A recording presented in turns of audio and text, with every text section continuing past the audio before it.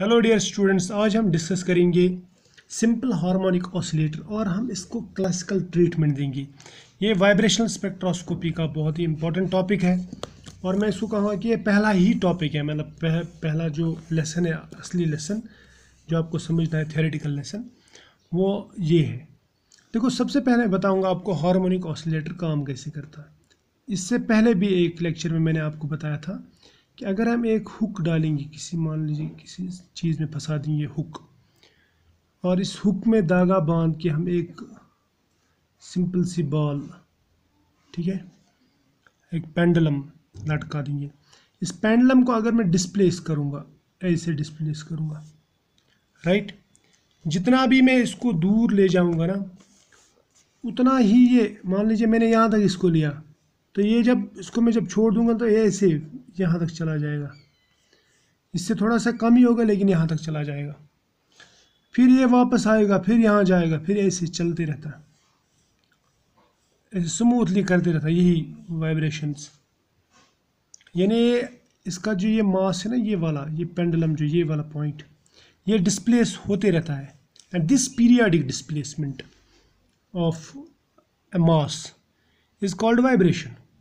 इस तरह से अगर आप एक मॉलिक्यूल में एटम्स का वाइब्रेशन देखेंगे तो वो वाइब्रेशन क्या है, हम बोलेंगे periodic displacement of atoms in a molecule about a bond is called vibration. तो this periodic displacement is called vibration. मैं बोलूँगा ये वाइब्रेशन कर रहा है, ठीक है, वाइब्रेशन हो रही है यहाँ पे। ये समझ में आया। अब मैं आपको दूसरा एक ऑसिलेटर भी दिखाता हूँ। मान लीजिए हमने एक दीवार ली, इस दीवार पे हमने एक स्प्रिंग बांध दी, ये याद रखना, स्प्रिंग बांध रहा हूँ इसमें, और स्प्रिंग के ऊपर मैंने ऐसे बॉल एक लगा दिया। ये स्प्रिंग को ऐसे मैं स्ट्रेच कर रहा हूँ, ये स्ट्रेच करूँगा, ऐसे छोड़ दूंगा, जितना मैं यहाँ पे स्ट्रेच करूँ उतना ही ताकत से वापस जाएगा, ऐसे करते रहेगा, ठीक है, समझ में आया। इसको मैं बोलूँगा, मैं ये भी वाइब्रेशन है और ये भी पीरियडिक वाइब्रेशन है, ये भी स्मूथ वाइब्रेशन है। इसको मैं बोलूँगा ये सिंपल हार्मोनिक मोशन है, और this is also simple harmonic oscillator. समझ में आया। अब मैं आपको और एक चीज़ बताता हूँ। देखो, मैं जब इसको खींचता हूँ ना, तो एक फोर्स है जो इसको वापस लेके आता है, that is called restoring force. क्या बोलते हैं इसको? Restoring force. Restoring force, sorry, वो चाहता है कि इसको अपनी मीन पोजीशन पे लेके आए। जैसे यहाँ पे इस पेंडुलम यहाँ पे छोड़ दूंगा, ये रेस्टोरिंग फोर्स यहाँ पे लाना चाहेगा इसको, ठीक है, इसमें फोर्स और ये इधर जाएगा, फिर इधर, लास्ट पे ये कुछ देर के बाद में जब ये पूरा थक जाएगा तो यहाँ पे रुक ही जाएगा। ये समझ में आया ना। और याद रखना, ये जो रेस्टोरिंग फोर्स है इन एफ, ये हमेशा इस डिस्प्लेसमेंट, अगर मैं डिस्प्लेसमेंट ये दिखाऊंगा, ये डिस्प्लेसमेंट है, ये एक्स, ये इसके बिल्कुल अपोजिट काम करता है। यानी आप मॉलिक्यूल को डिस्प्लेस या आप पेंडुलम को डिस्प्लेस इस डायरेक्शन में कर रहे हैं, रेस्टोरिंग फोर्स इसके अपोजिट डायरेक्शन में काम करेगा। ऐसे आप इस पेंडुलम को इधर घुमाएंगे तो रेस्टोरिंग फोर्स इस डायरेक्शन में काम करेगा। तो फिर ये बोलूँगा कि ये जो फोर्स है, restoring force, it is inversely proportional to minus displacement. It is, जितना डिस्प्लेस करेंगे आप उतना रेस्टोरिंग फोर्स ज़्यादा होगा, लेकिन कौन सी डायरेक्शन में? अपोजिट डायरेक्शन में। सो माइनस जो है ना, माइनस, मतलब it stands for opposite direction, opposite direction. यानी फोर्स किस पे डिपेंड करता है? डिस्प्लेसमेंट पे ही। लेकिन याद रखना कि इनका जो डायरेक्शन है वो बिल्कुल अपोजिट है। डिस्प्लेसमेंट इस तरफ हो रहा है और फोर्स जो है वो वापस इस तरफ काम करेगा। या मैं इसको ऐसे दिखा सकता हूँ, F is equal to minus K x.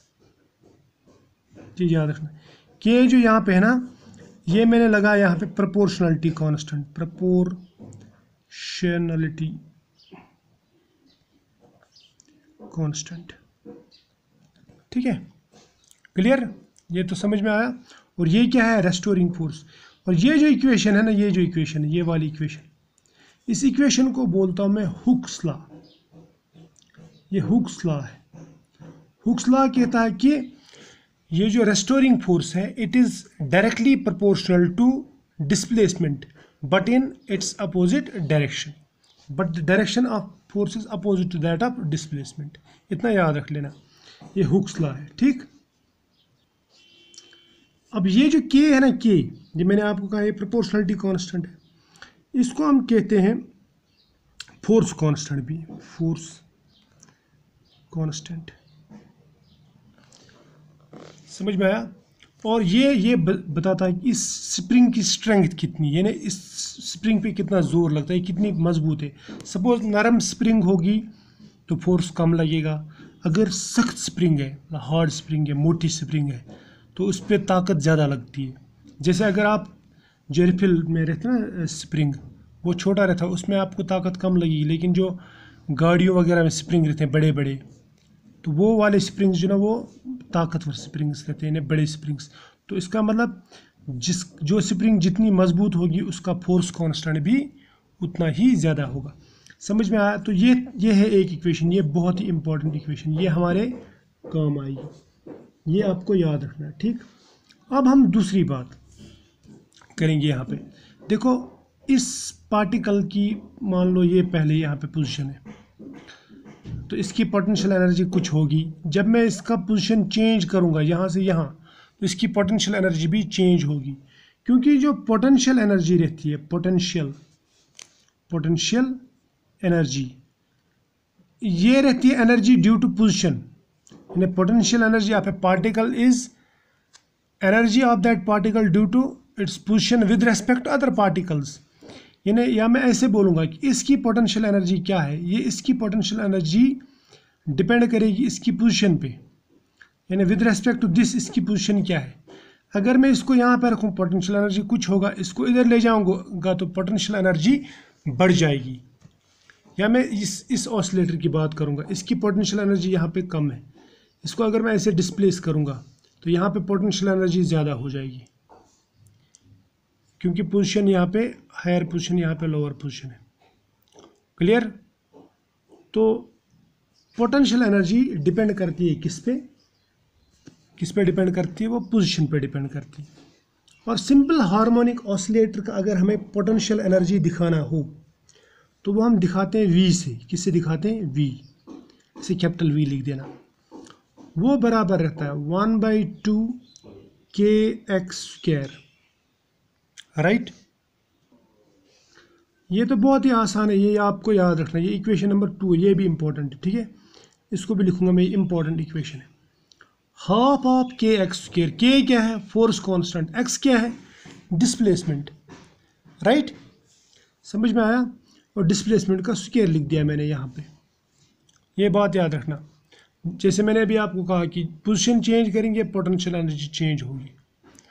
Right, अब मैं ये जो सिंपल हार्मोनिक ऑसिलेटर है ना, इसका मैं आपको थोड़ा सा ग्राफिकली बताऊंगा। देखो, मैं एक ग्राफ बताता हूँ। सपोज हमने एक सिंपल हार्मोनिक ऑसिलेटर लिया, ये आप ध्यान देना थोड़ा सा इसकी तरफ। ये मान लो ये इसकी मेन पोजीशन है, ये पॉइंट है, और ये इसकी मेन पोजीशन है, ये पोजीशन यहाँ पे ध्यान देना। मैं बोलूँगा यहाँ पे एनर्जी सबसे कम होगी। ठीक, अगर मैं इसको स्ट्रेच कर रहा हूँ, याद रखना मैं पोटेंशियल एनर्जी की बात कर रहा हूँ। यहाँ पे पोटेंशियल एनर्जी हम लेंगे, यहाँ पे पोटेंशियल एनर्जी मिनिमम होगी, क्योंकि ये मेन पोजीशन है। अभी मैंने इसको स्ट्रेच नहीं किया, अब मैं इसको स्ट्रेच कर रहा हूँ थोड़ा, पोटेंशियल एनर्जी बढ़ जाएगी, because potential energy is directly proportional to x²। समझ में आया? तो इस पे डिपेंड करता है ये, किस पे? डिस्प्लेसमेंट पे। अगर मैं और डिस्प्लेस कर दूं, पोटेंशियल एनर्जी और बढ़ेगी। अगर मैं और डिस्प्लेस कर दूं, पोटेंशियल एनर्जी और बढ़ेगी। अगर मैं और डिस्प्लेस कर दूं, पोटेंशियल एनर्जी और बढ़ेगी। अब अगर मैं इनको ऐसे मिला दूं, समझ में आया ना? तो मैं ऐसा ग्राफ एक बनाता हूं, ऐसे मैं बताऊंगा। ये जो ग्राफ है ये है डिस्प्लेसमेंट, ये मैं डिस्प्लेस कर रहा हूँ, वर्सेस लिखूंगा मैं V क्या है? Potential energy. जितना मैं डिस्प्लेसमेंट ज़्यादा कर रहा हूँ, जितना मैं डिस्प्लेसमेंट ज़्यादा कर रहा हूँ। यहाँ पे डिस्प्लेसमेंट कम था, यहाँ पे बढ़ा दिया, यहाँ पे और बढ़ा दिया, यहाँ पे और बढ़ा दिया, यहाँ पे और बढ़ा दिया, यहाँ पे अगर मैं और बढ़ा दूँ तो ये ऐसा हो सकता है। अच्छा, अगर मैं बहुत ज़्यादा स्ट्रेच कर दूँ स्प्रिंग को, एक टाइम ऐसा आएगा कि टूट ही जाएगी स्प्रिंग, तो ऐसे भी चांसेस है। क्लियर? उस टाइम पे ये एनर्जी ऐसी चली जाएगी, इन्हें ख़त्म। राइट? तो इसका अगर मैं ग्राफ बना दूं तो आपको ऐसे वेल शेप, ऐसे, या मैं बताऊंगा इन्वर्टेड बेल शेप एक ग्राफ मिलेगा। क्लियर? ये समझ में आया? यहाँ पे एनर्जी कम, पोटेंशियल एनर्जी कम, यहाँ पे इससे ज़्यादा, यहाँ पे इससे ज़्यादा, यहाँ पे इससे ज़्यादा, यहाँ पे इससे ज़्यादा। या मैं अगर इसको ऐसे भी बना दूं तब भी वही है कि मैं ऐसे बता रहा हूँ आपको शॉर्टकट में। समझ में आया? तो डिस्प्लेसमेंट के साथ साथ पोटेंशियल एनर्जी भी बढ़ जाता है, यानी डिस्प्लेसमेंट बढ़ गया तो पोटेंशियल एनर्जी भी बढ़ जाता है। तो ये था सिंपल हार्मोनिक ऑसिलेटर की बात। क्लियर? अब ये जो मैंने आपको बताया, ये बताई पोटेंशियल एनर्जी। अब हम देखते हैं फ्रीक्वेंसी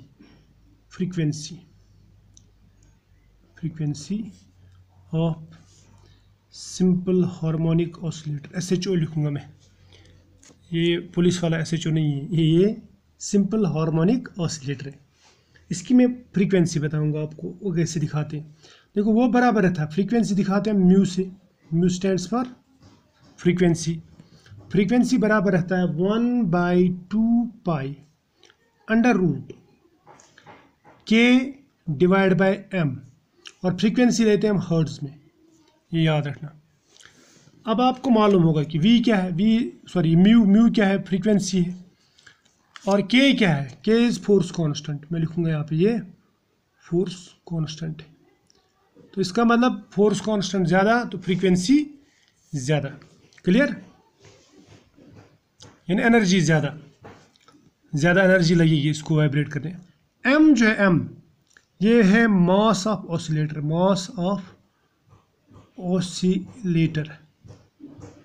देखो, अभी तक हमने जो ऑसिलेटर लिया, इसको हमने वन बॉल इसको हमने एक दीवार के साथ में स्प्रिंग के ज़रिए से फिट किया था।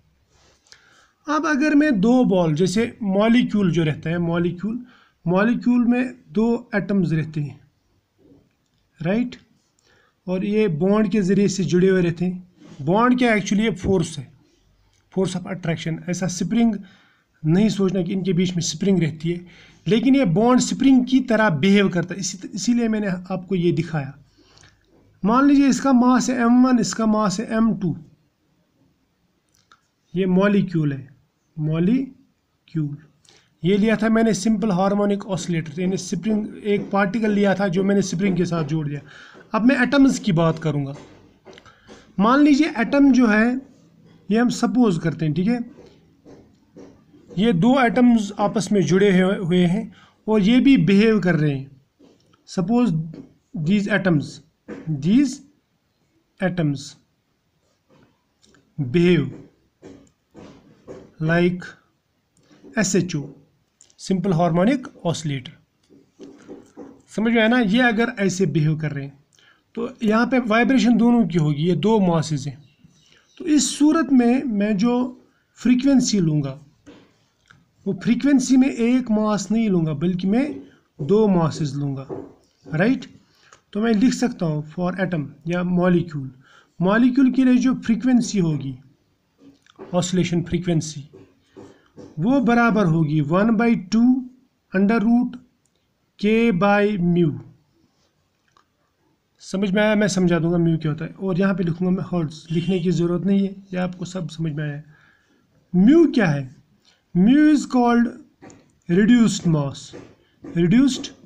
मास। ये हम तब लेते हैं जब हमारे पास में दो मासेस हों, ये और ये बराबर रहता है M1 × M2 divide by M1 + M2, right. ये आपको मालूम है, इतना सारा, ये आपने इससे पहले ही पढ़ा है। ये है इक्वेशन नंबर 3 जो बहुत ही इंपॉर्टेंट है। इन्हें फ्रीक्वेंसी के लिए इक्वेशन, पोटेंशियल एनर्जी के लिए इक्वेशन, और हमने पढ़ा अभी तक रेस्टोरिंग फोर्स, उसके लिए इक्वेशन हुक्स लॉ। ये सब इक्वेशंस बहुत ज़्यादा इंपॉर्टेंट है, राइट।